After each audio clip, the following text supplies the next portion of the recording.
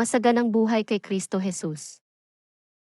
Ito ang salita ng Diyos mula sa Matthew chapter 9 verse 37 hanggang verse 38. Kaya sinabi niya sa mga tagasunod niya, marami ang aanihin, pero kakaunti ang tagapag-ani.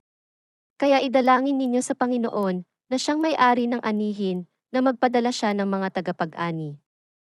Naishare mo na ba ang magandang balita tungkol kay Jesus sa ibang tao sa buhay mo?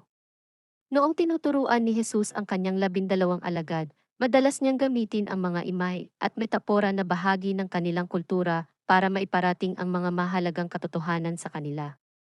Sa Matthew chapter 9 verse 37 hanggang verse 38, ikinumpara ni Jesus ang kanyang gawain sa trabaho ng isang magsasaka sa bukid. Sinabi ni Jesus na ang mga taong hindi nakakakilala kay Jesus ay parang isang bukid na puno na handang anihin. Pero walang sapat na manggagawa para pumunta at anihin ang bukid. Sabi ni Jesus, ipanalangin na ipadala ng Diyos ang mas maraming manggagawa para mag-ani ng ani. Sa madaling salita, may mga tao na handang makinig at sumagot sa mensahe ng Ebanghelyo, ang pag-asa na dala ni Jesus para sa bawat tao.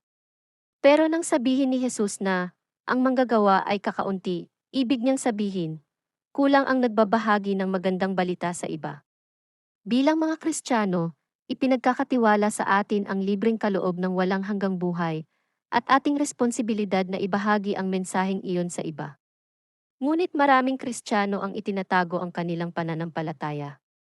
Dapat tayong maging matapang sa pagbabahagi ng magandang balita sa ibang tao upang maranasan din nila ang bagong buhay kay Jesus.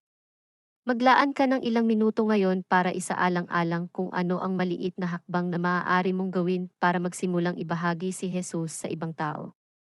Tanungin ang iyong mga kapitbahay, mga kasamahan sa trabaho, o mga kaibigan tungkol sa kanilang pananampalataya upang magsimula ng mga usapan tungkol sa espiritual.